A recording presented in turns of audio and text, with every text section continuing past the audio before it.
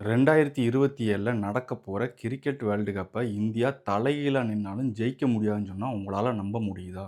"ஏன் இப்படி சொல்ற? இந்தியா மேல உனக்கு பாசம் இல்லையா?" அப்படின்னு நீங்க நினைக்கலாம்.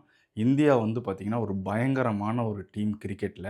ஆனா, அடுத்த வருஷம் நடக்கப் போற கிரிக்கெட் வேர்ல்டு கப்ல இந்தியா ஜெயிக்கிறதுங்கிறது ரொம்ப கஷ்டமான ஒரு விஷயம். அதுக்கு காரணம் நம்ம எல்லாருக்குமே தெரியும். ஆஸ்திரேலியா மட்டும் தான் அதுக்கு ஒரே ஒரு காரணம். ஆஸ்திரேலியாவை எதிர்த்து இந்தியா வேர்ல்டு கப் அடிக்கிறதுங்கிறது ரொம்ப கஷ்டமான ஒரு விஷயம். ஏன் அப்படின்னா, இதுவரைக்கும் ஆஸ்திரேலியா 6 வேர்ல்டு கப் அடிச்சிருக்கு. இந்த ஆஸ்திரேலியா டீம் ஒரு காலத்துல ஒரு சாதாரண டீமா தான் இருந்துச்சு. அப்ப எப்படி ஆஸ்திரேலியா டீம் இப்படி ஒரு அசுர வளர்ச்சிய பார்த்துச்சு அப்படின்னு கேட்டீங்கன்னா, 1997 வரைக்கும் ஆஸ்திரேலியா ஒரே ஒரு வேர்ல்டு கப் தான் அடிச்சிருந்தாங்க. ஆனா, Australia women's team 4 world cup அடிச்சிருந்தாங்க. இது வந்து அந்த டைம்ல இருந்து ஆஸ்திரேலியா டீமுக்கு பெரிய சவாலா இருந்துச்சு. Australia women's team 4 world cup அடிச்சிருக்காங்க.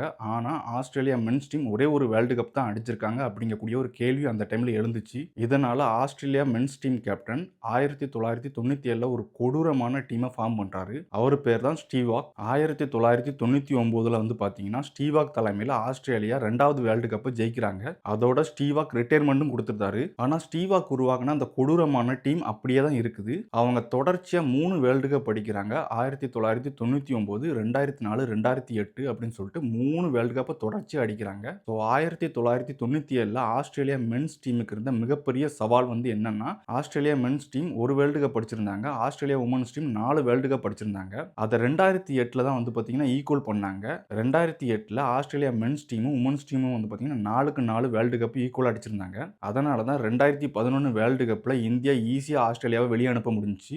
இப்ப என்ன பிரச்சனை? அடுத்த வருஷம் ஏன் இந்தியா வேர்ல்டு கப் அடிக்காது அப்படின்னு கேட்டீங்கன்னா, இப்ப என்ன பிரச்சனைனா, Australia women's team 7 world cup அடிச்சு வச்சிருக்காங்க. ஆனா, Australia men's team 6 world cup தான் அடிச்சிருக்காங்க. அதனால அடுத்த வருஷம் நடக்கப் போற வேர்ல்டு கப்ல ஆஸ்திரேலியா டீம வந்து இந்தியா டீம் ஜெயிக்கிறதுங்கிறது முடியவே முடியாத ஒரு காரியம். அதுக்கு இந்தியா டீம் ரொம்ப கஷ்டப்பட வேண்டியதா இருக்கும். எனக்கும் இந்தியா டீம் ஜெயிக்கணும்னு ரொம்ப ஆசையா இருக்குது. ஆனா, அது அவ்வளவு ஈஸி இல்ல. நீங்களும் இந்தியா டீம் ஜெயிக்கணும்னு நினைச்சீங்கன்னா, மறக்காம கமெண்ட் பாக்ஸ்ல சொல்லுங்க. என்ன மாதிரியே உங்களுக்கும் இந்தியாவ ரொம்ப பிடிக்கும்னா, மறக்காம வீடியோவுக்கு லைக் பண்ணிட்டு போயிருங்க.